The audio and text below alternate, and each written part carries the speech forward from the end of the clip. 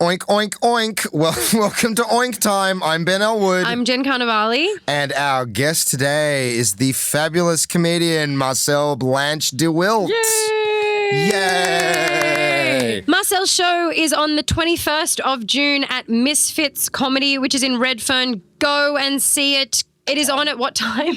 7:30. It's on at 7:30. It's going to be a hoot. Go and see Marcel's show. We'd like to thank Young Henry's Brewery for sponsoring the show and getting us drunk for our recordings. If you like the podcast, share it and give us 5 stars. And Please. thank you, Sean, our producer. Thanks, Sean. Oh, tweet at us at OinkTimePod. And now, our conversation about connection.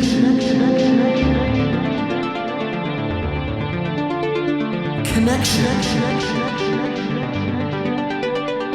Connection. Connection.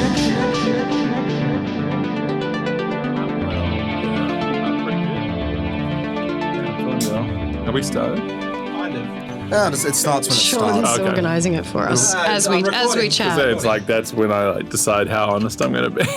Are you going to get real honest? I'm happy to. You can be I've heard the honest. show.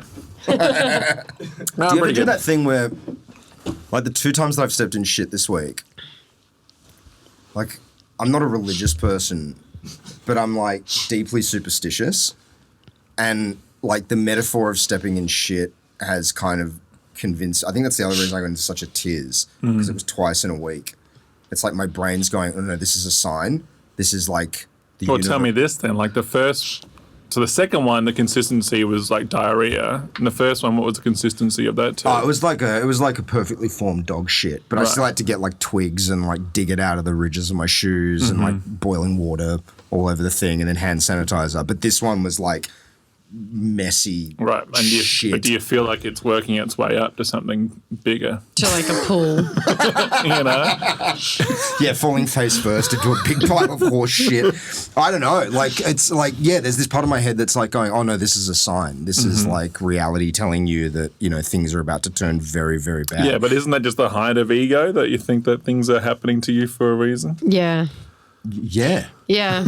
And it's the same thing as like thinking that you've somehow affected a situation at all. Like if you're not on at a show, people will be angry instead of no one gives a fuck. Yeah. Like it's the whole thing of the conversation where people are like, I'm worried I won't meet my potential. It's like, how big do you think your fucking potential? Yeah, it's all ego. Yeah. It's Or like, amazing. It just that comes person's out. not getting back to me because they must hate me. They're not even thinking of it. No. That's the reality of it. It's like, Which I do all the time. you wish there was a strong emotion associated with it. There isn't. I've pissed them off. They're like, what's your name again? Which is almost worse that people are just, oh, yeah, no, I haven't been thinking, hating you, loving you, anything yet. I haven't been thinking about you. I've been self-obsessed.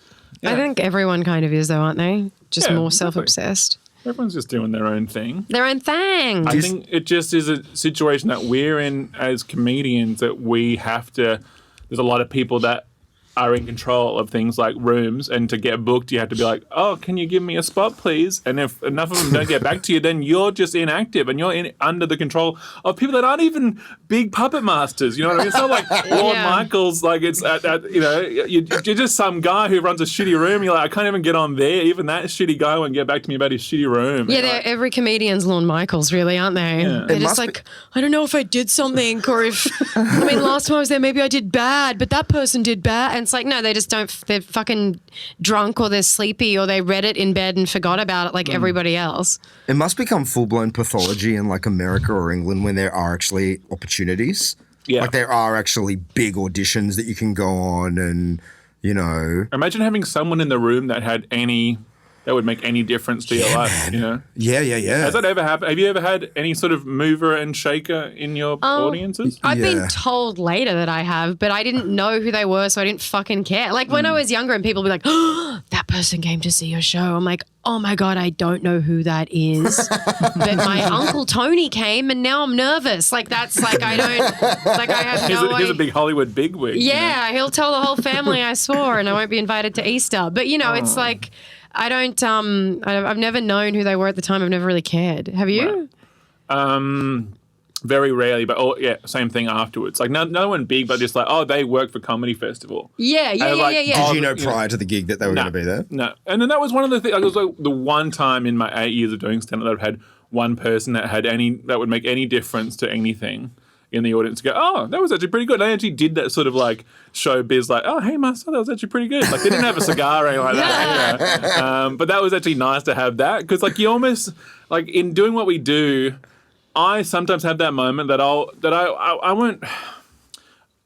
I won't deliberately do this. Well, I will. Let's be honest. I will do this. Is that after doing a gig, I like to stand at least near where the audience will be exiting. If I can get one person say, "Hey, I liked you," that will I'll ride on that for a while. Yeah, that'll fill it up. That'll fill up the hole. So the room full of people laughing and clapping is not enough. You need that person. Well, I like one person coming. I like the room full of clapping, but you know how it is to actually go up to someone and compliment them. That takes something more than just I enjoyed their act. Like if you're making a point to go, like someone on the street the other day, this never happens either, but happened to walk by and say, "Hey, I like your comedy," and I was like. A stranger on the street. Yeah, but that's fucking special. Yeah, but it's a similar sort of thing that someone made the effort to go, hey, that was really good. It wasn't just like a see you later, see you next time. It's like, hey, you were great. And it's like, because of how little we often get in this industry or just in this life, you can speak generally about any sort of art form, pursuit, whatever.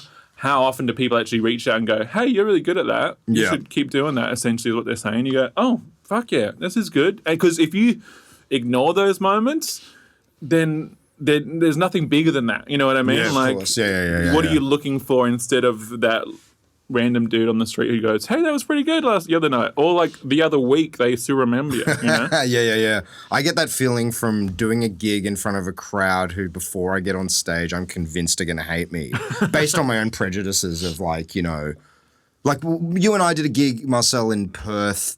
Mm-hmm. When was that? Like 6 months ago? Yeah. And it was like a run of 3 gigs where we did it at a club, but then we had to go to like a cabaret theatre. Yeah, the bottom of a proper theatre. Yeah, it was like a cabaret theatre with like sort of 70-year-olds eating steaks and fucking drinking beers and cocktails and stuff. And I remember looking at you when we walked in just going, you've got to be fucking joking. This is a disaster.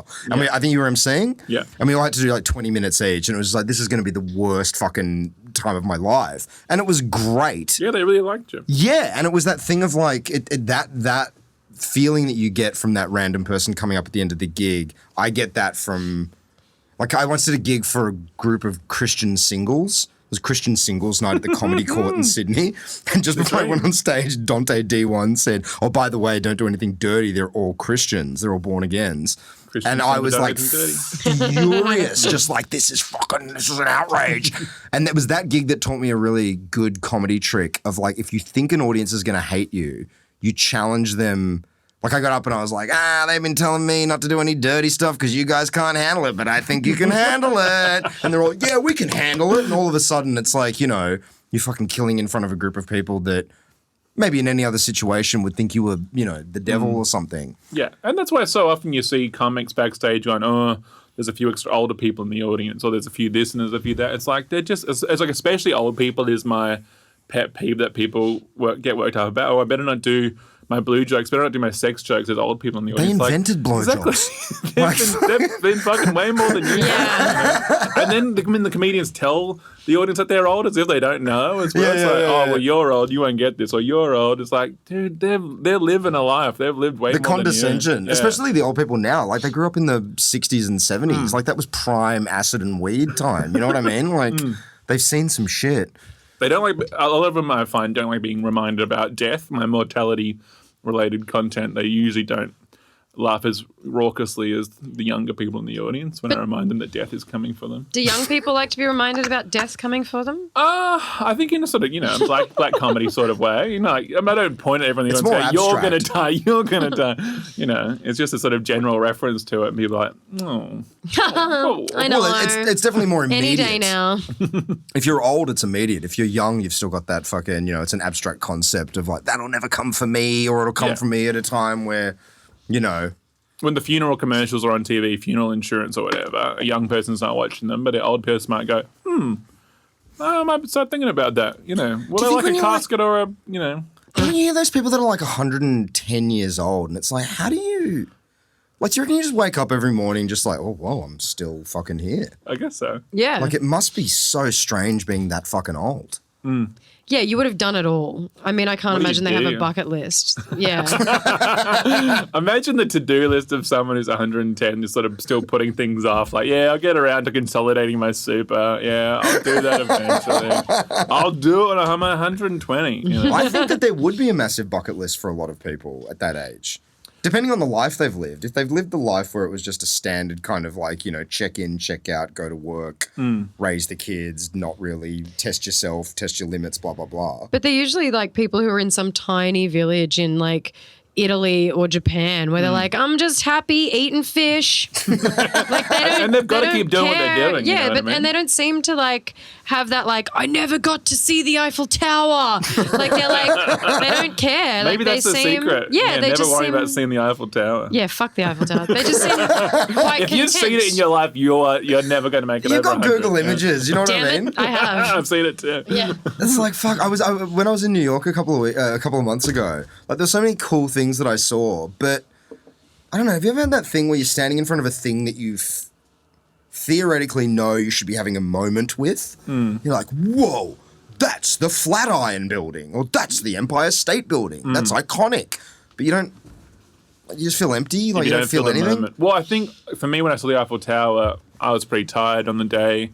My wife had seen it before, and she was kind of like, "Oh yeah, there it is. Like we can go a bit closer to it." And I was like, "Oh, we kind of need the train station. I'm kind of hungry." You know what I mean? Like you start weighing up how you feel on that day, and you go, "Oh, let's get one photo near it, I guess." And then all right, we've done our boomerang of you touching the Eiffel Tower. Sick, see ya. And like, I know that we make fun of those sort of tourists. Like I definitely hate them in like art galleries and stuff. But like sometimes if you're not feeling it, you just go, "Cool. We've been to the Eiffel Tower. Tick. What's next?" You know. But do you feel any guilt for not feeling the thing? If I'm not inspired, like for instance, like I didn't feel a need to go up the Eiffel Tower, for instance. So I just wasn't fussed. I'd prefer to spend more time at the Musée d'Orsay. Yeah. What's that? That's the big rival to the. That's the jets of the sharks. That is the Louvre. You know what I mean? Oh, right. Yeah. Yeah. Yeah, I find when you're traveling, it's like the thing that you like when I was in New York, people were like, "Are you going to go and see the Statue of Liberty?" And it's like, no, like probably not.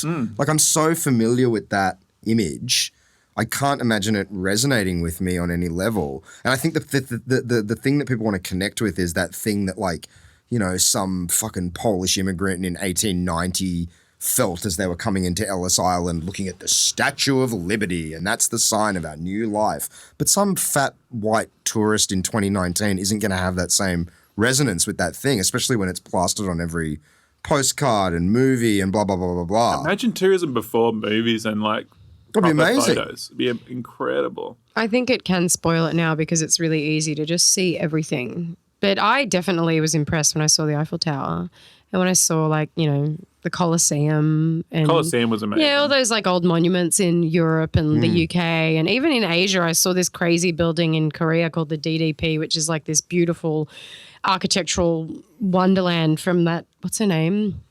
Zaha Hadid or something. She's like a crazy architect. She's dead now, but I think she's dead now. But anyway, like I am not, totally she's really insulted right now. Well, she's old, so as you said, she's close. But I'm definitely moved by those things. Like I straight up am. I remember the first time I saw the Eiffel Tower, I was quite young and I was with my siblings, so it was different. But every other time I've seen it, it's still sort of stopped me. It's incredibly beautiful. I don't want people to think that I don't like stuff. You know No, what I mean? no, like stuff. No but you one know would what I ever mean. accuse you of not liking stuff. You're like a ray of fucking sunshine. But I've Is that my definitely. reputation? See, this is the thing as well. It's like Yeah. when people say, "Hey, I like your stuff," like a stranger on the street, do it. Because sometimes even the people closest to you don't even really give you more. It's like I don't want to always be in the comedy sort of world, but sometimes people in comedy might do the casual like a good set or whatever. Yeah, but how yeah. often do people really give you a moment to go, "Hey, I like you. Like you do a good thing." Of course. Yeah. So When you're Yeah. on stage, you project a warmth and a sweetness, not in a cloying way, but you have a genuine warmth about you. But you are the same off stage. Like, you're exactly the same off stage. You're a very warm person. I've never heard anyone be like, man, Marcel gave me this look, like, What a cunt. or like, Marcel, whatever. Like, I've never experienced that. You're Do a you very think people warm talk person. behind your back? Everyone I'm talks sure. behind everyone's back. Yeah, I'm sure I've like fucked up enough gigs or like pissed off enough people. I just said something fucking stupid enough times, by all means. Do you lose any sleep over that? No, not really. No. Well, it I mean- depends. No. That's actually not true. It depends. Right. If I feel like someone that I like or respect is talking smack about me or doesn't like me, it like really haunts me. Mm-hmm. But if it's some lesser, if it's someone that I'm like, whatever, Yeah. like some person that I don't respect, then no, of course not. Paranoia was big for me in high school, like big. About like, people talking about you? Yeah, walking into the school, like all the year 8s would like when I was in year 8, hang around. Yeah. When you enter the courtyard, everyone's in the same sort of place. And I remember that sort of thing. I had one sort of gal pal in just like year 8, maybe half year 9 that we ended up not hanging out that much, but I would confide in her a bit too much. There was just that age of like, oh, someone wants to hear what I've got going on, and then I can tell them without fear. Yeah, exactly. But then I clicked and I'm like, oh, she's got ulterior motives. You know what I mean? She will tell people about things that I've got. Was going that true? on. I think to some extent, but I think for 99%, it was in my head. But that's the problem with this kind of paranoias about these things. It's like, like I had a similar thing when I was in high school because I was so fucking fat. I would always have to walk up a grassed hill to where our group of friends sat. And I was always paranoid that as I was kind of like lurching up the hill, they were all laughing at how, like, look at that fat shit trying to climb up a hill. And you can tell yourself it's just in your head. And then one time I heard them laughing, going, oh, look at that fat shit trying. And it's like, oh, shit. So even if it's one time, it's true. Yeah. It doesn't matter if it's not true 99% of the time. It's true for that 1% of the time. And that's enough. And then it ends up becoming pathologized and, turns into fucking lifelong issues as adults. It's ridiculous. Totally invisible in high school, but I liked it.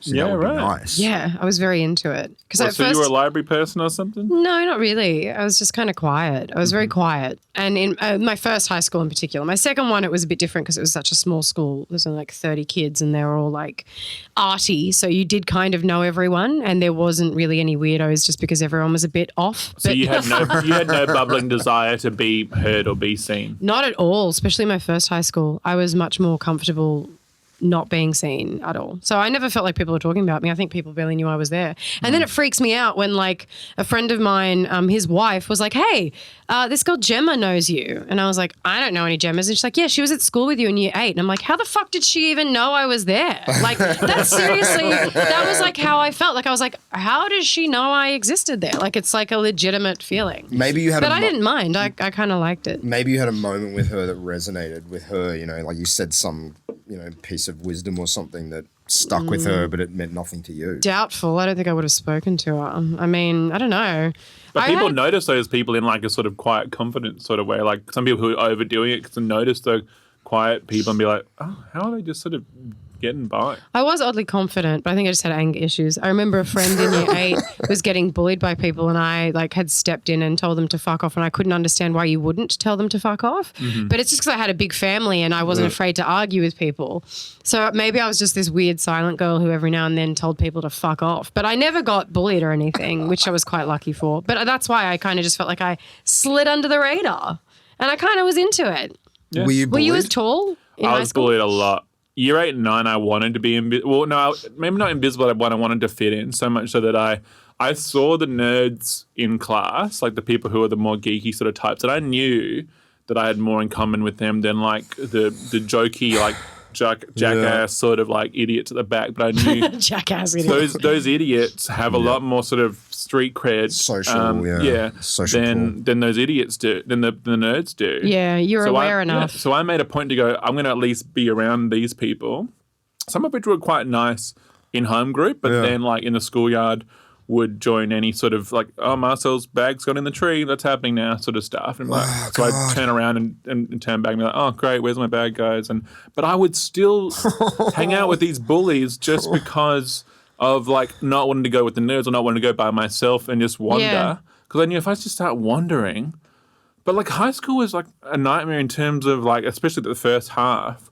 One of the people that's still my best friend to this day was in a group chat on MSN to me, just repeatedly calling me a faggot. Just like someone started the conversation. While you were in high school? Yeah, while in high school. Not now. Yeah. For a second, I thought it was now. I log on to MSN and then it's just like, hey, why are you still friends with this guy? But I found that so strange. Like I'd never hung out with him before. We were in different groups. Someone started the conversation, and then I think I added more people to it, and then essentially just ganging up on me, just saying, "Yeah, you're a faggot. Yeah, you're a fag. That's so horrible." And then just going, "Oh, I don't even hardly know this guy. His name's Ram. Like, he wouldn't mind me talking about him, like, because I brought it up to him as well. And then like a year later, like I found my people, and then slowly got to get away from that, and because I knew I was funny, and I knew I was a drama person, and I every now and then would sort of work in things. I could shine in my drama class so much that people would be like, "Oh yeah, Marcel in drama, he's really funny." He's like, "Marcel, the fucking tall, doofus, lanky." I was gonna fucker. say, were you that tall though back then? Yeah, tall enough to be a target, tall enough to be lanky. Do tall had guys big hair. get targeted? Yeah, absolutely. Brody Jackson. Yeah. Brody It was Jackson. a little Weasley, tiny. Oh, he bully must have been type. so jealous. Yeah, of that's you. what it is. It's sick. He was a little short man syndrome fuckhead, Yeah. and he would taunt me mercilessly. And I remember, because being like the big dude, that you could do stuff if you're given the right chance. You don't want to take a swing and miss because you're a giant. Yeah, exactly. You haven't grown into your arms like a baby giraffe. But I remember push kicking him against a wall and feeling very satisfied. Oh, I bet. Like giving him because like these legs are long, and if you do a push kick right, like you put a lot of force behind. Is that where you plant your sole of your foot in the chest of the person? Yeah, exactly. Doing a stomp crossways, which I learned from my taekwondo, my 1.5 years of taekwondo. I thought you were going to say from Stomp the Musical because I was like, me too. I thought you were going to say from Rob the Let's talk Stomper. stomp. But like that was a satisfying moment. That was a moment for him to go, "Oh shit, this guy actually." And did he fuck with you again after that? No, I don't remember so much. I don't think he ended up staying much past year 10. But yeah, there was a few people that I made a point of. I remember throwing someone against the lockers who was pissing me off. It's someone who like would dance between friend and foe, and you're like, I'm just going to throw him against the lockers now because like you're pushed to that point. Oh fuck yeah! I wish I could have done that. That's great. That's the perks of being But a did tall you man. want to fight someone as the Invisible Woman? No, but I have definitely wanted to yell at people that I couldn't because I'm a small woman. But then again, there is that that stereotype of like that woman or guy who never talks in class or whatever, and then one day they just stand up and they go, "That's enough, Rebecca." Whatever it is. Like I'm jealous of the physical strength. I have no problem saying that to people, but yeah. Did you ever say that's enough, Rebecca? Did you ever talk up? I told in people. class? Yeah. I had no problem like telling people what I thought because I just think I was, what's the word? Just like, I don't know, so socially retarded and unaware of what would be socially normal that I'd be like, I can tell them to fuck off. Like that's a thing you can do. Isn't it? Totally. What I was going to say is though, it's like we're just such dogs. Like we're dog animals, pack animals. Like when you're describing going between and the reason why you stuck in the middle was because you want to be with those guys because those guys are alpha dogs and those guys don't look as like, it's like we're just smelling pheromones almost alphas, and like, yeah. And you're like, that is safer than that. Like it's safer to go near those guys who are going to call me whatever, dickhead, faggot, than those guys. Yeah. Like, you're juggling it with your little animal brain. If you join the nerds, you are, part of the collective that's going to get bullied even more. So Exactly. it's better to... And there's no leg up. There's no movement in that. You know what I mean? Like I can't be like, there's no jump from the, like once you're in the nerds, you're at the bottom. There's no like, how do I go from the next thing? And I knew I had the potential to be more, you know what I mean? Like to get a little bit more love from more people. Wait, when you say more, do you mean like more social status? More social status, because I wanted to be liked. I didn't want to be like the king of the jocks or anything like that, but I wanted to be known as a funny person who can take care of himself. I still remember Big dog, tell Blanch-de Wilt. I still remember a moment of like being in class, and our groundskeeper, his name was Klaus, and he was like this lanky German dude who would rake the leaves and whatever. And I remember being in class, we're on the second level, and we could see Klaus was on the roof of the school, and he was just wandering around doing some stuff, and he was fiddling with the chimney. And I looked over and I said out loud to the whole class, hey, look, it's Santa Claus. And the entire room just lost their minds. It was one of my biggest crushes to this day, okay? The whole crowd, they may as well have carried me out on their shoulders, that shitty pun. But it was enough for like, that was like a moment of like, everyone in that room would have been like, hey, Marcel's a funny guy. Like, I'll take that more than being the invisible person. Like, I'll... Totally, yeah. You know. Well, I think that being the funny one especially in a school situation has more social capital than being the tough one. Because that's the only way I could survive in high school because I had no strength or height or any, real power. And it was all just came down to wit and just being funny. Or being the most kind of willing to go there. You know what I mean? Like people would make fun of me for being very fat. So in my mind, it was like, well, if you're going to go for my weakest point, then I guess I got to go for your weakest point. And if your weakest point is that your mum died last year, well, I guess I'm going to have to make fun of your dead mum. And it's like, and I look back on it and it's so hideous. Like it's so gross. But I mean, high school's like battle royale. It's like whatever you can do. Whatever tools you've got in your kit to survive, you got to employ them, Everyone for themselves.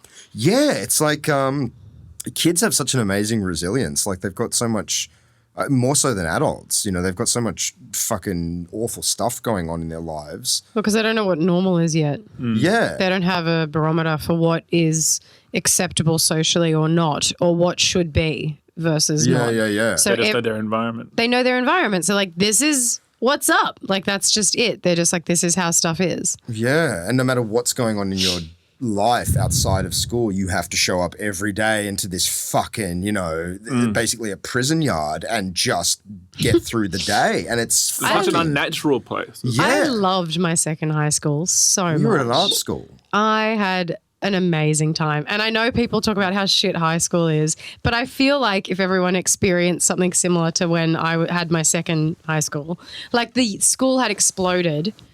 And when they say, oh my God, it's gotten so big, I think our year had like 40 kids in it.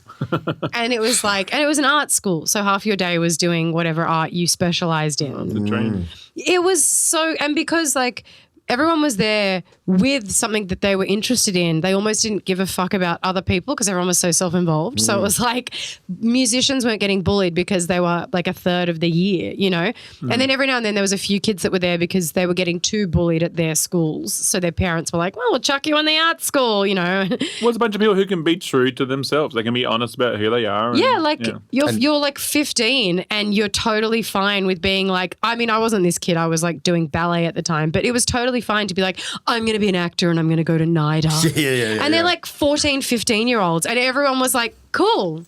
Can you imagine in like a regular school, like saying shit like that? I said to my friends in high school, I'm going to be an actor, and they were just like, you're just fucking poof. Yeah, it's just, it's not okay. Let alone. My brothers said that. Yeah. The reason that we diverged, me and my high school friends, 2 years out of high school was because I said I really want to do stand-up comedy, and they were all just like,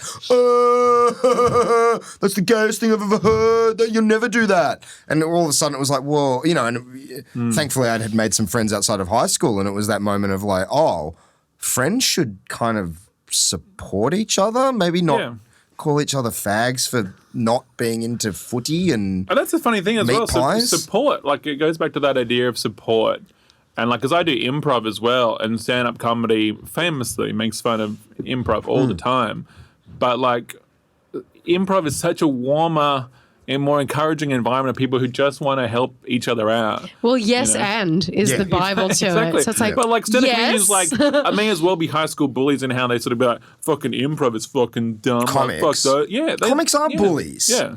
It doesn't matter how much good credit you have in the scene. If you fucking bomb, people will avoid you like you have contagious cancer. They will fucking flee from you like you're radioactive waste. It didn't matter if you killed the night before. Your best friend won't fucking look you in the eye. It's terrible. The moment you dip your like toe in other different arts, compared to stand up after being in it for so long is like a warm hug. Like even just filming an ad or like doing a storytelling night or whatever. Oh, storytelling nights are the best. Oh my God, everybody is like, how you going? Like it's like everybody is Thanks so hugging much you for at doing once. this gig. Oh, it's so lovely to have you I here. know. Do you have enough? Can we get you anything? Do you have enough money and food and alcohol? Would you like to move in? Like it's Thanks like so much for doing the gig. It's like you're the only one that pays me in this town. Thank you. I know. Like it's just the total polar opposite, you know. So it's so lovely. I'm into it. But don't you think stand-up inherently has to have a savagery to it, or has to have a No, especially talking to Marcel. You don't have savagery. I mean, you're hilarious, but I would never describe you as like savage. No, Yeah. but would you? But I walk wouldn't up, describe a lot of comics like that. But would you walk up to someone that had just eaten shit and go, "Hey, great set"? Usually, like, if you don't have something nice to say, you just don't say anything at all. Like, I wish we had more of a, like, sort of support, mentor sort of network. I'd love if more people, like, because it seems like if only if you're in your first 6 months will someone be like, hey, you want me to help you out? I'll help you out. Oh, and yeah. give you some ideas and give you some direction. But it's like, past being a really new person, no one can give a fuck. And I'd love if more people were like, hey, you know that thing you do on stage? Like I was talking to someone today, Beck Melrose, who's pretty new, but she's been really successful in her first few years. And like little things, like she has a little thing where she holds the mic really close to her chest on punchlines. And it took ages for someone to be like, hey, you know you do this? And she's like, oh my God, thank you so much for telling me. Yeah, Now I can yeah. adjust that thing. But we're all in our own heads.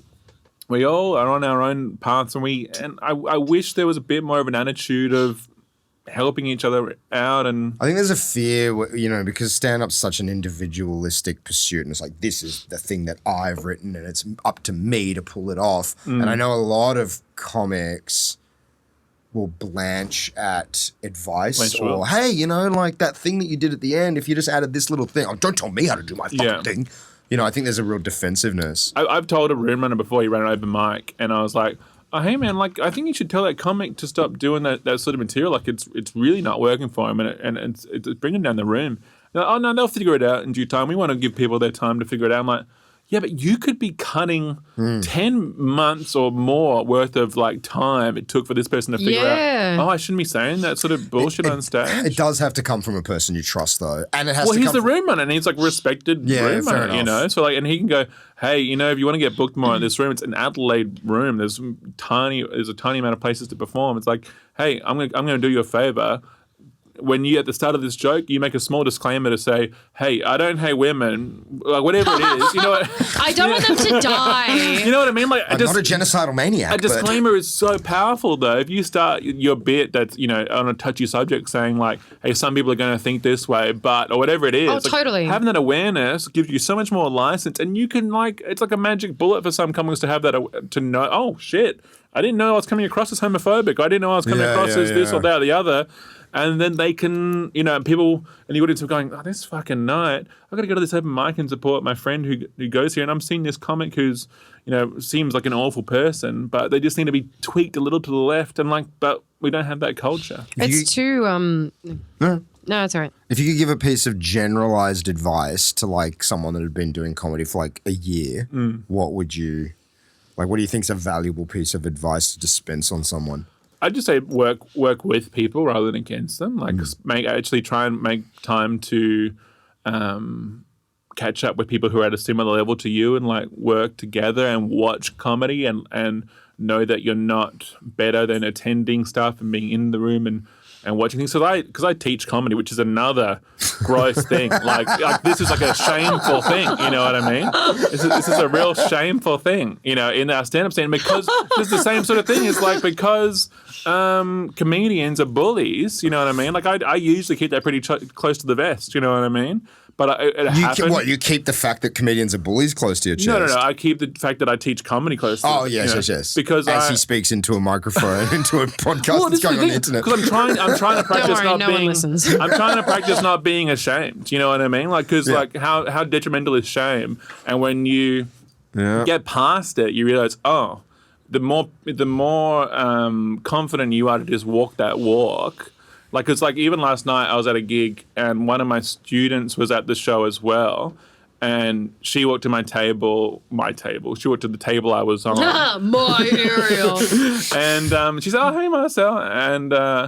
And someone else, "Oh, you know Marcel? Yeah, here's my he teaches me comedy and this and that." And I was like, and in my head I was like, oh, and I had to just I couldn't like shove that in my face, go, "Oh, don't say that." I just had to be like, "Yep." And a few people know that I do it, and like it came from teaching drama at NIDA. I teach for NIDA Open.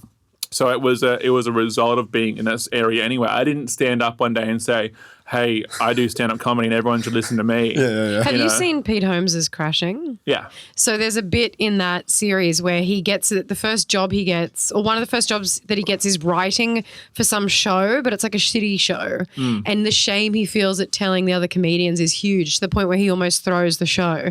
And then a comedian who's bigger than him is like, "What the fuck are you doing?" Yeah. And he's like, "Oh, it's embarrassing. It's a shit show." And they're like, no, it's funding you. It's in the industry and it's comedy. Yeah. Like they're just jealous that you're employed in this industry. And I feel like it's so similar to that, where That's it's why like, I enjoy it. yeah, totally. And when people are like, "Oh my God, they're still out there teaching comedy," they also say that where they're like, "Oh my God, you've got a job." Well, this is the And it's like, yeah, I don't want to be 45 and homeless. I have a job. I'm a You gotta sellout. keep it pure though, man. Like they're just looking for anything to kind of. I didn't realize that you felt like that about teaching comedy and stuff. Oh yeah, it's super shameful because of all the There's a stigma about the it, snake serious. oil salespeople are out there who are teaching comedy, and Oh, like totally. there are so many stand-up comedy courses taught by people that can't even get booked at an open mic. Yeah, well, but you're not in it a year. Like you've been doing this for ages. That's why I feel like I have a value, and I teach it as a tool set course. I don't say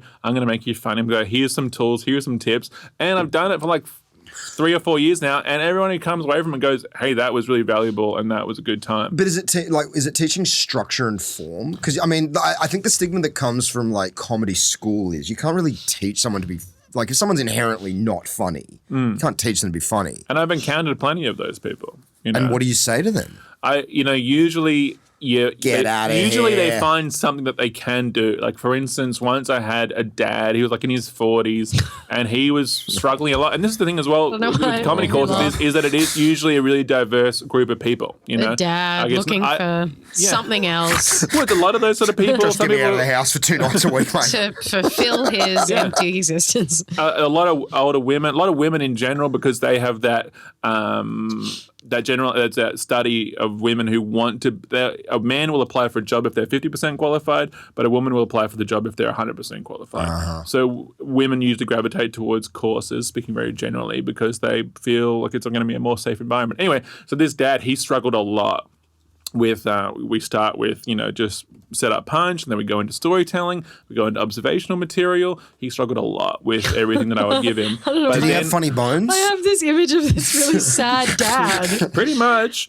He was a charming guy. He was a really nice sort of guy. Like, I think he was Italian, sort of like, heavy set sort of guy, but he was a really lovely guy.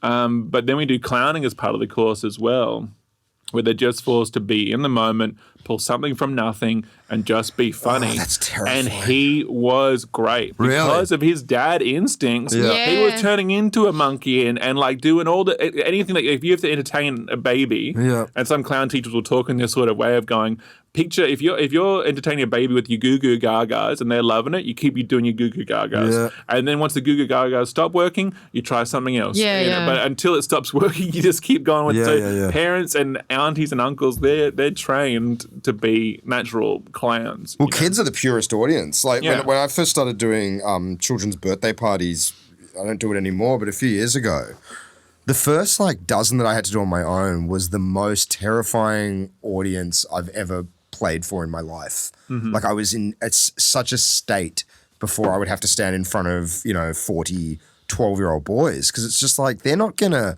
politely laugh if they didn't think it was funny. They're gonna tell you fucking suck and that you're a fat bald old man. Like they're gonna be vicious. So if you've got the ability to make kids laugh, that's you're right. It's kind of inherently kind of sewn into you that that to access that. I love doing courses, and when I was younger, and I'd written, because I got into comedy by doing like shows with Madeline, doing plays and stuff, and then too. and then they were like, "This is Me and comedy." Madeline. Yeah, you and Mads too. Oh, Is that true? Yeah, theatre wow. background. Yeah, yeah, I'm you a kind NIDA of, dropout. Oh, I wish I did NIDA. Did theatre instead. yeah, and you kind of like fall into it because someone's like, hey, that's kind of funny. Do it in this environment. And we did a comedy writing course because I thought I wanted to do script writing. And the guy who ran the course at Sydney Uni, it was just like a short course, like, in there. He was like the most eccentric man with like this wiry, wonderful white hair and like, always like running around and a bit mad. And so many of the things he said stuck with me because they were such a good platform. Like one thing I always say, which drives people nuts, is one of the things he said is for people to laugh at you, they have to like you, even if you are the villainous, screaming, whatever, And all of those base things that he had said that I really loved, I still have in my head. Yeah. Because it's true. There are days when you see someone get away with the most heinous material where they're like, oh my God, you guys don't give a fuck. And people are like, yeah. And then they do the same material the next day and the audience hate them because their charm is gone or their warmth is gone. And it's unspoken. It's just a palpable energy. But I always like remember that stuff. I think the courses are totally valuable if they're done by someone who knows what they're talking about. But yeah, I still remember heaps of the stuff. And that was script writing. That wasn't even performance. But he was like, if you do a character, even if you want people to find them funny, there has to be, like the George Costanza, everyone feels like they're him at one point or another. So they laugh at the grottiness, That took me so long to fucking figure out, man. That took me years. To be likable. Well, yeah. Well, that's to debatable. be nice, to be likable. No. Just that thing of like, well, first of all, that thing of like, again, I think it's in comedy. It's like there's very much a notion of like, don't tell me how to do it. I know how to be funny. I've been funny my whole life. I don't need parameters or a guide. People. Yeah. I was very much like that when I got in. Don't tell me how to fucking do this. But it was just a crapshoot. Some nights I'd get up and yell at the audience and tell them all they were motherfuckers and they'd love it. And then, like you said, the next night it would just be like, they fucking hate me. And I couldn't figure out what the difference was, And it's that thing of like swagger without charm is the most detestable personality. It's like just a gross personality trait. And we all want to be liked, And I have the same thing because I get spoilt most of the time. Audiences, when I step on a stage, they generally go, we like this guy. So when they don't, then I really get thrown up. Does it hurt you?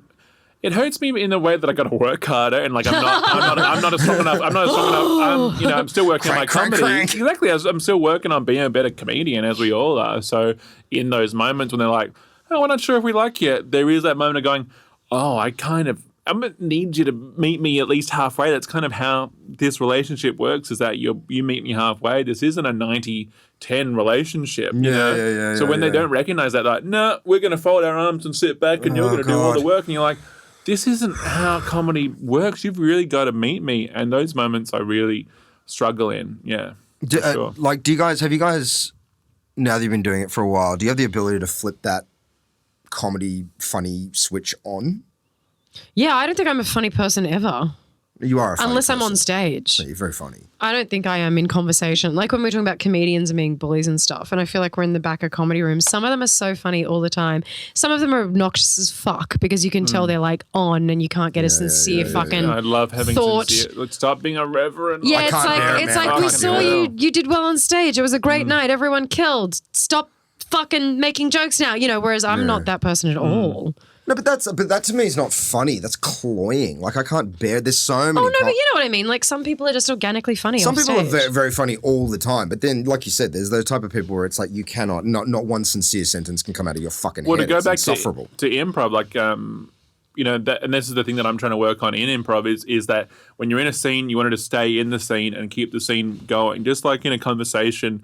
But stand-ups are always looking for the joke. And so when there are stand-ups in improv, often they'll break it or they'll break the fourth wall or they'll break the scene just to throw in a pun or a dumb one-liner. And it derails the scene, but they couldn't help but do it. And I think it's the same thing that works in conversation sometimes. It's like the comedian who always keeps wanting to interrupt the conversation, go, oh, what about this? Or what about that? And you're like, oh, we're actually trying to, we might have, but if it comes up. I don't know how we're talking about but if it comes up naturally in the conversation and you found something beautiful in it and it is super funny, but it enriches and still progresses the conversation, like there's a big difference. It's not a clang. Yeah. And that's the thing. Like, I don't know how to play like that with people. Like, I know how to play like that with my close friends if we're just sitting around, whatever, fucking giving each other shit. But when it's someone I don't really know and they're kind of like, hey, I'm being wacky and everything I'm saying is a joke, I feel like, man, you may as well be playing tennis with a curtain. Like, I can't whack it back to you. I don't know how to play that game, you know, and then they make fun of me for being too fucking sincere or whatever, and then it's just I feel bad about myself. We need the most sincerity in the world. I can be funny with my friends or people I know or I feel like very close with, but if it's just at a comedy night and everyone's done well, and even if I've had the best time ever, when I'm sitting talking to people, I'm not like, where's the zingers? I find it too irritating. It seems too fake. You bring your catchphrase back. Yeah, Where's I know. the zingers? Here she is, guys. It's interesting that comedy. Jen's got her zingers. It's so obnoxious. That comedy switch is so interesting because I always used to think like, you know, when I die on stage and people, you know, there was this one run I did at the Comedy Store where I just ate shit every night, just spectacularly. Like, it was so awful. For 2 weeks straight, just night after night, just bombed and bombed and bombed. Bombed so badly, a woman got out of the crowd. She was very drunk, got on stage and gave me a hug because it was just so catastrophically bad. And was it a good hug? It was a nice hug, but I was in front of 300 fucking people on a Saturday night, all of whom had their fucking hands covering their eyes in shame and pity. It was awful. Whoa. Need a bigger hug. Oh my God, I need a bigger hug. I need my grandmother to raise from the grave and hug me for this situation. And I was supporting Brendan Burns at the time, and I got off stage, and he'd just watch me eat it night after night after night. You know, and he'd seen me at nights where there was no pressure, just kill because there's no pressure and you don't care. And as I walked backstage, he just looked at me, he just goes, mate, just be funny. And I remember at the time just being like, that's fucking stupid. How do you just be funny? I don't have a fucking switch on me. And then the more I've done it, it's like, oh yeah. You know, but it's like be yourself, you know? It's like a Zen cone. It's like just be yourself. But until you know who you are, that's the hardest thing in the fucking world. Like, how do you just be yourself? Yeah. But once you figured it out, it's like, oh yeah, just be funny. Like, we did the casino last night, which is just the dream. A dream gig. It's Little piece of heaven in comedy land. It's not a pleasant gig, but I feel like it's the first time I've ever done that gig where as I was walking to stage, it was just like, you know, and I'm not saying I even fucking did great, but I definitely felt myself slip into that space of like, just shut up. Stop fucking complaining that the first 3 rows are empty and that everyone's 90 and couldn't care less. And they're there to have a good time. Well, so what are you going to do? Well, they're not. They're there because they ran out of money. Yeah. They're there because they lost the house. I just get tired of people focusing on the negative stuff sometimes. You know what I mean? Like, well, good for you. You noticed the negative stuff in the room. Yeah. Good on you. That happened at that cabaret gig that we were doing. You know, like I was so fucking panicked before we went out on stage. You know, it was because they were eating. You know, they were all eating steak and shit. And I was like, oh, I don't want to fucking dinner theatre. Used to be a big thing. Yeah, I'm like a grub. I'm going to be talking about horrible stuff. Like they're trying to eat a meal. They're all elderly. And I don't even subscribe to that theory that, oh, they can't handle me because they're old. Yeah. But, you know, fell into that trap. But you never know. When I did a gig, this is like last year now, maybe. Yeah, I think it was last year for Shabbat. For a Jewish gig. Oh, nice. Yeah. They got me. Don't know why. Great audience. But it was great. And it was in a synagogue and it was like obviously kind of conservative because it was a synagogue. I was the only woman wearing pants. Everyone was eating and toasting and like getting ready for prayers because they were like intermittently doing them. And then they were like, okay, now here's Jen. And I was like, holy fuck. Shalom. And I just I made a joke about it. I was like, shalom. And I just like got up and started talking to them, and it had everything that you could pick to be wrong about a comedy night was there, like high ceilings, really bright, very conservative religious people, you know, meals, alcohol. I suppose that's a plus. But it ended up being one of the funnest things I'd ever done. Because of their attitude, I assume. Yeah, and also I think because of mine. Because I was like, I'm just going to have fun and chat with these people and laugh about the fact that I'm, what's the word? A non-Jewish person in a synagogue hanging out with you guys trying to do comedy while you're having a lovely meal, you know. And it ended up being so much fun, whereas I could have sat there and been like, oh my God, the lights are on and no one knows what I'm going to say. And my stuff's going to be too dirty and these people look really conservative and these people, and it's like, no, they just, like you said, they just wanted to have a nice time with their meal. It's going to be what's going to be. It's going to be what it's going to be. And most people, if they're out, which in a comedy room, you've already left the house. You're usually on a date or you're hanging with friends. You're there to enjoy yourself, or you're a somewhat traumatized human being who wants to yell at people, and that's a safe space in which to do it. It's really one or the other. But it's that thing also Most of like, of the time. It's like, it's interesting because it's almost like a comedy rule that if you've got some kind of like physical attribute that is noteworthy, like, for instance, you're very overweight, it's like a comedy law that you kind of have to acknowledge that straight up. Yeah. But it doesn't seem to apply to odd situations, odd gigs. Oh. I know people do it, but that to me is almost more necessary than pointing out like, hey, I'm a big fatty. Like to walk up and go, hey, I'm a fucking Gentile in a synagogue and this is kind of weird. And I think people do that though, where they do the self-depreciating how they look thing, which I've definitely done heaps, because all of a sudden it's telling telling the audience like, I know I have a microphone and I look really cocky, but I'm aware that I'm exactly the same as you. Yeah, I think it's super important. You point out everything they need to know. Great, you're aware. Cool, let's move on. Yeah, I'm aware, you're aware. It's fine. Yeah. Whereas if it's a really weird gig, you almost don't need to do that because the power structure is different because it's in a synagogue. Like it's not in a leagues club where they're like, this comedian thinks they're hot shit. Do you know what I mean? It's you do notice the difference it's though. A different. When the third comedian is on or the headliner is on and they go, isn't it weird that we're in a bloody brewery and there's a bloody bags of wheat right next to us or whatever. Yeah, and then people go, yeah, why hasn't anyone mentioned that yet? And like they do get a big laugh from that. Like because it is sometimes you just need to. Yeah, I'm going to paint a quick picture of the space. I'm going to paint a quick picture of me. Cool, you're cool. I'm cool. Yeah, we're cool. Yeah, cool. I found I do that a lot these days, and I maybe it's a self-protection mechanism. But like last night at the casino, like the only way I could myself get through it was to acknowledge up front because the MC before just got up and MC'd as though it was any other night, and it's like, well, it ain't any other night. It's a cavernous bar. No one's listening. Be honest. Yeah. And like, it was like, well, the only way I personally will survive the next 10 to 15 minutes is by saying, hey guys, this is fucking weird, and I don't like the casino. I don't want to be here. Why are you here? It's Thursday night. Who books that, by the way? I do think you need to be careful. I'll tell you off air. I think you need to be careful though, because sometimes when to the comics it's really weird, to the audience it's not. Yeah. So you're like, how weird is this? We're like in a pub outside and it's like daylight, and they're like, isn't this what comedy is? Sometimes they don't want you to keep going on about it. It's like, yeah, we get it. Yeah, because and sometimes they don't think it's that weird. Or if it's like an open mic night or I don't know, whatever, a pub where there's like a few backpackers and a bunch of random people kind of spread out, they're not there fixating on the fact that they're kind of spread out. They're like, I don't know. Do you know what I mean? It's like sometimes it's weirder for us than the crowd. I think an initial acknowledgement is good. It's when someone bangs. Like, there's nothing worse than when a comic bangs on for the entire night about, there's just not that many people here. It's like I'm just used to. I just usually perform in front of heaps of people. It would have been better if there was more people. Like my biggest pet peeve. What are these fucking people going to do? Yeah, exactly.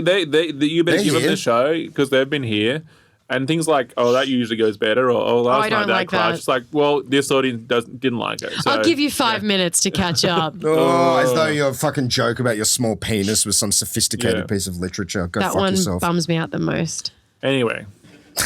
I'm used to, I know you don't do the hat anymore. You don't do the hat. There's no more we hat. don't do the hat. What do you think? Do you think we should reintroduce the hat? Well, because I can talk comedy to the cows. I've recently been lamenting the loss of the hat. But because I haven't been on this show before, and I know we're probably nearing the end point, I enjoy talking high school, I enjoy talking comedy, but I kind of like, not to be using this as free therapy or anything like that, but feel free to ask me something real if you want to. Well, I don't want to talk about the stand-up then, but is your stand-up a true reflection of who you actually are? No, like, are you that happy? Are you that happy-go-lucky guy who seems warm and seems kind of jovial and Marcel has a darkness. I know. I'm asking, so he elaborates on it.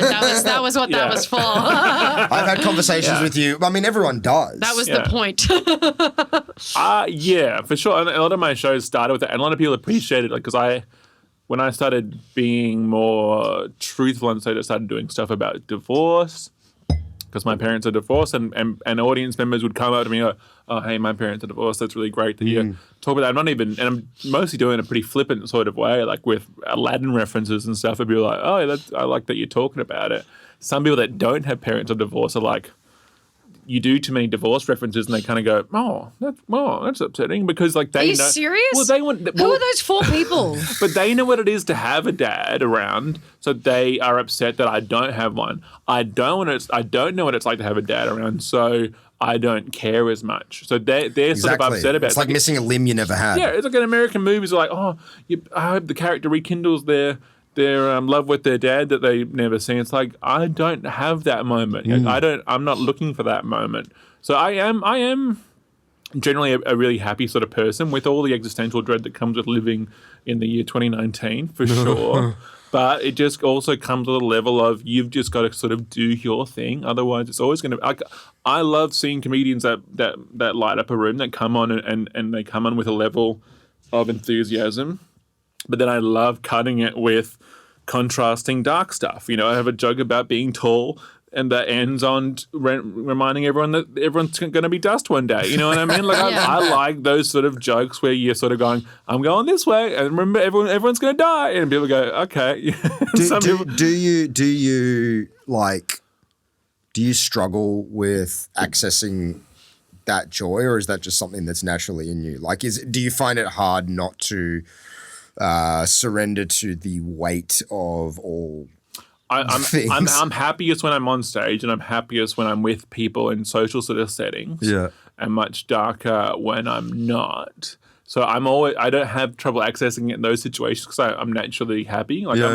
Same thing. We're saying, Santa Claus in the classroom. Like that's me again going, oh, cool. For this moment, I'm gonna have the chance to be liked by this group of people. So this is going to be great. So I don't come on with that sort of, I'm so angry today, and I hope it's. How do you maintain your happy level? Please teach me.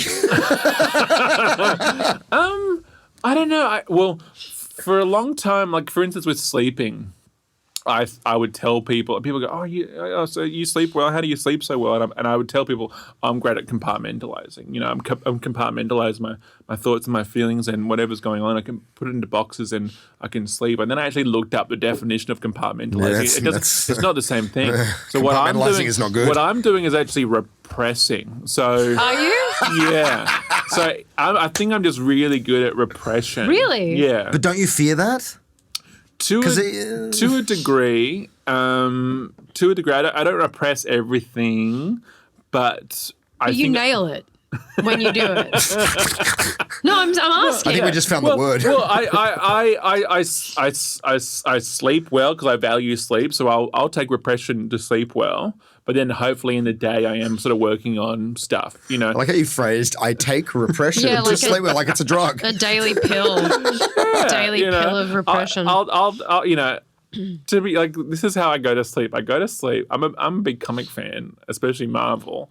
I go to sleep and think about Spider-Man taking a little adventure around the neighborhood. Yeah. I do the same thing. Really? I rewrite Batman versus Superman in my head as I fall asleep every night, and I've got the whole fucking thing mapped out exactly how it would have been a great movie. And you sleep like a baby. And I sleep like a baby. That's fucking weird, man. I think about before Endgame came out, I thought about how that movie was going to end. Were you disappointed in that? I enjoyed Endgame. Yeah. I enjoyed Endgame. It was wish fulfillment for me as a young boy. With your repression, do you feel like, do you feel like if you put stuff on a shelf, eventually the shelf is very crowded.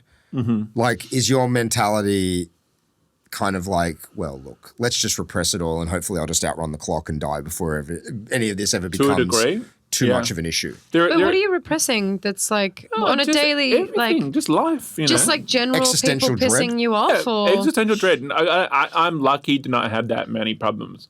Most of the time, my bank account's okay. Like lately, it hadn't been good, and it ended up working out okay. My love life is good. My friends are pretty good. You've got a lovely wife. Your wife is a spectacular woman. She's wonderful, and she shows me so much love and attention.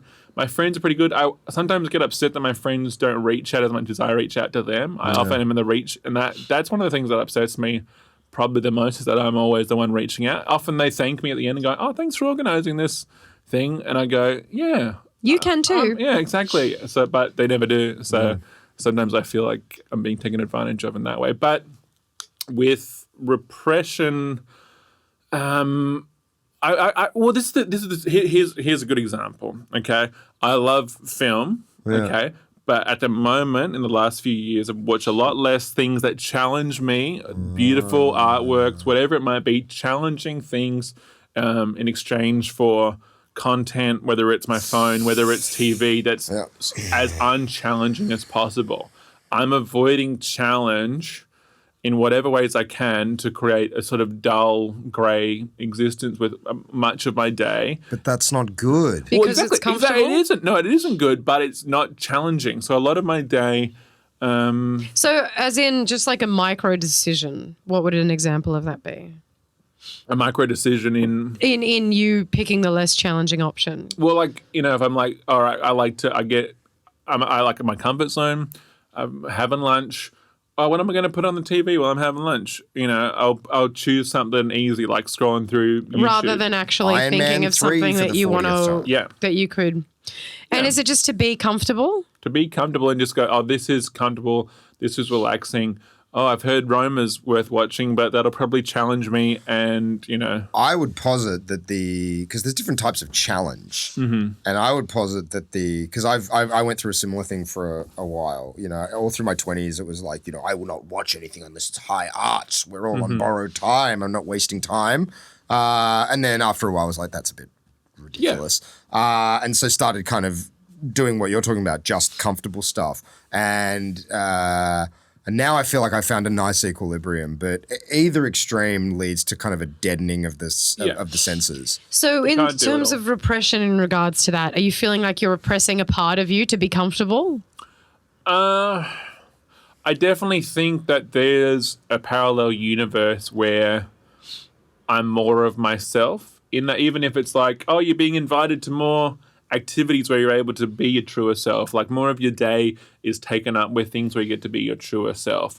But because a lot of my day, because I usually freelance, so I'm sort of doing admin on my computer or I'm writing or whatever, a lot of my day is self-directed. So because of that self-direction, I avoid anxiety. I avoid things that might lead to making me anxious. I don't book too many appointments or too many things on one day because I don't, you know, I'm in control. Yeah. Same thing when people bring out their phone, they'll choose their phone over watching art house cinema or something or going out because their phone, they are curating that content with their thumb. And we want, and this is the thing, I don't want necessarily to be curating everything. Humans have to be uncomfortable. My mum was so good at reminding us three boys, she's a single parent, that sometimes you're uncomfortable. When we would say to Mum, I'm hungry, she would say, that's okay. Because it is. And parents who say, oh, we'll get you some food. Or they'll say, well, we're not eating for 3 hours, so fuck off. You know, there's those two extremes and then there's, that's okay. Yeah. And if you can be someone who, when you're hungry, says, that's okay, I think that's extremely powerful thing. Yeah. You know? It's part of life. Yeah. I find I gravitate towards like music and films that make me feel uncomfortable. Like not all the time, but I really like that feeling, like that. I think that's something that's happening at the moment where people are, you know, probably in the same headspace that you're talking about, where it's like, you know, if I'm challenged, I'll feel I won't be able to put this into a box. I might cry. I might cry. I might be reminded that life is short. You watch the latest Pixar movie, Coco. I was born afterwards. You seen Coco? Yeah, Coco. I didn't. Well, yeah, but it still has, like, it reminds you about dementia and memory and family. But it's good. You gotta fucking lean into that shit. You got to. Because it's coming. I avoid it. All that stuff is coming regardless. Yeah. You know what I mean? And I feel like it's like, you know, and I probably go too hard into the direction of like lean into it really hard and indulge in it. But it's like, well, unless you're prepared for it on some level, it's going to fuck you up so badly when it comes. But it's not all coming though. No. I don't mean death and dementia specifically. I just mean bad stuff. Bad stuff on a long enough timeline will happen. You can't repress all your tears. Yeah. No. But I haven't cried a long time. You know what I mean? Like, oh, you got to cry, man. Crying's great. Keep rewatching it. Inside Out. Inside Out, yeah, we'll revisit that. Big cry. Yeah. Man, when they're trying to launch up and they're singing their song. Oh, man. Bing bong. Bing bong. I love that movie. You got to come over one time and we'll watch a really uncomfortable movie together. Delightful. Yeah, man. And this is the thing, I need to be encouraged, but me and my wife, like, we don't do drugs or anything like that, but, like, we enable each other in terms of, like, oh, what should we watch? Oh, let's watch Fast and Furious 6 again. You know what I mean? Like, we'll choose something very light to watch because it's like, oh, I've had a big day, let's just relax. So often we'll choose something very, brain turn offy. Just spoon feed me warm porridge. But like you can't do man. that all the time. You can't eat junk food all the time. So you just need to surround yourself with people or a mix of people. Some people are your Fast and Furious friends, and some people are your art house friends who remind you, hey, let's go see Botticelli in the park or some shit. I don't know. Because sometimes Jazz you got to in the go park. see some, different stuff. The other thing, because everyone's so fucking distracted these days, like the challenging stuff requires surrender. Like it requires you to go, I can't compartmentalize this. I can't make a pithy comment about what this is that sums it all up, in one go. And that can create an anxiety as well. Like I noticed that a lot in the galleries that I was in when I was overseas. People, it was very rare to see someone standing in front of something and just like, oh shit, and just surrender to it. Mm-hmm. It was like, look at it for 3 seconds, got it, click, I would get it's in my so phone. angry at them. Oh man, I had to do a lot of mental work to not lose my fucking mind. To access that part of me, like, because they give you those audio tours and stuff, of course. And we did a bunch of those. And then I just found, I'm not as engaged with these audio tours. So what I decided instead was I'd get my headphones and I'd put some Philip Glass on. Fuck yes. And I'd look at the paintings, and now I'm on a fucking journey. What's your Philip Glass album? I curated my own playlist. Yeah. Yeah. May I highly recommend the opera Satragaya. Okay. It's about Tolstoy. It's But fucking it was excellent. so much more beautiful to walk through an art gallery with lovely, beautiful music. Yeah, exactly. You may as well have the paintings being painted in front of you. And you feel so much more enriched and like you're like, I'm so intelligent looking at this. Because the painting is making that music in your head, essentially, Before we wrap up, you talk about, there's a parallel reality where you are the more authentic version of yourself. Do you know what that authentic version is? And has it been here tonight? I love just sort of chatting, honestly. It's great. I think certainly because I thrive on having people around me, but I don't always get to have it, then I certainly enjoy that version of me more. That when people are engaged with you, they want to hear from you. They don't just want to hear, oh, hey, what'd you think of the latest Detective Pikachu movie? Yeah, cool, move on. You know what I mean? Like, where it's just that like pub chit-chat. And it's like sometimes you go, wow, I've hung out, like so many comedy friends, for instance, I've hung out with so much. And I go, who are you? Yeah. I know nothing what are you about actually them. like? What are your hopes and dreams? We talked about this when we were in Perth together. Yeah, we had lunch weird. together and we were talking about it. And, I was saying to you at the time, like, when I'm talking to you, I feel like I'm talking to A person. you, and I feel like I'm, having to navigate some construct. Yeah. If my time on this earth was suddenly extremely limited, like I had a year left, I reckon I'd love to write a list of names of people that I know and murder them. No, and and actually connect with them and like go, I've always wanted to know what Jen loves to do on a free Sunday or something. You know what I mean? Yeah. And enjoy that Sunday together. Because That's so people funny. are everything. You don't need a terminal diagnosis to do I that. know, You can just do it. But you need that hypothesis and that hypothetical to go, oh wow, that's where my priorities To lie. prompt it. The beauty of people is that it doesn't take much prodding for people to bring their guard straight down and just give you who they really are. Because people, essentially, we're all alone in our own heads. We're all these little islands, and people just want to be seen. I guess it's upsetting when you sort of reach out to someone every now and then and just go, oh, hey, you want to get together for this? And like, no, we're busy. And like, so it can't. Sometimes you go, oh, okay, and that can make you sort of go sort of inside your shell sometimes. So yeah, I think it's healthier that you want to be around people, and I think more people do. They just don't know how to do it. yeah. Having said That's that, why I organised the brunch. yeah, but if which I've organised brunches, I go in waves.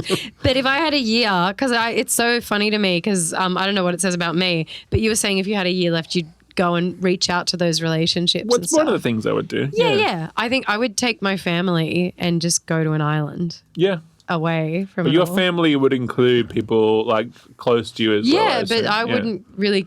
I don't know if I'd care enough about people that I feel like I can't connect with. I would talk to my family more as well. Having said that, like there are people, only because there's so many people in comedy that I love and I think are so funny. But like you said, like when I think about how many years I've known some of them, I'm like, I've known them for like 10 years and I don't even know like if they have their parents around or when you attend their funeral, how much new information will you hear in their eulogy? Yeah. A lot.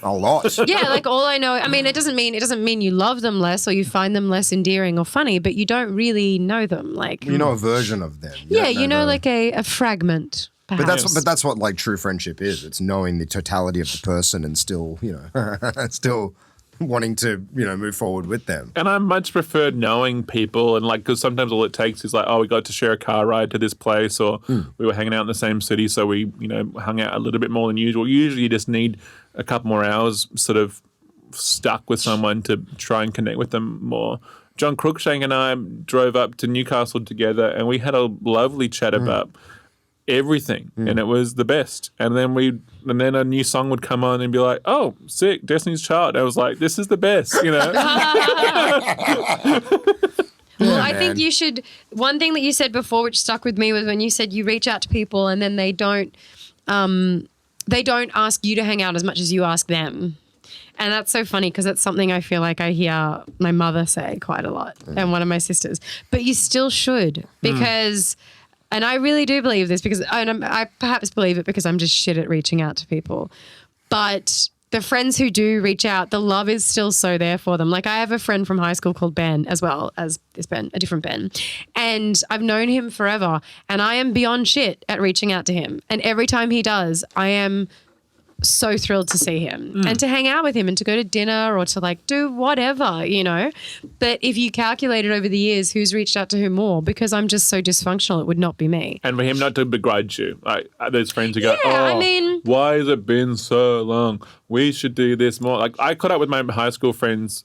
We had like a big 10-year reunion thing end of last year and it was like, almost like it'd been an unspoken rule. None of us say, why don't we do this more? Like it was just a lovely time together without that bullshit of like, oh, I hate you because we don't do this enough. It's like, well, we haven't because we haven't. And also, as you get older, you realize, man, time goes, it's already fucking June. Like time just moves so quickly and there's so much good intention to catch up with people, but it's like life is busy and time moves fast and it's just But yeah, you should continue to ask people because I think it's important. Someone's got to. Yes. No, I'm serious. It sounds really dumb, but I think, like there's just heaps of people who don't have that skill and some people do. And it's, I don't know. And we should be encouraging people who are listening to this to be that person. Like if they feel like they're 100%. Not being reached out to, reach out. Yeah, try to do it. I mean, that's the other thing. If you're not a reacher-outerer, it is, as someone who's not naturally. Same. Every time I have or I do, it's a horrifying experience. Like this is a good example. It's like you're often quite good at being like, hey, we should do this sometime. But then we both actually have to own. Of course. And I say to people like, because I'll have great conversations with people. I'm like, let's hang out.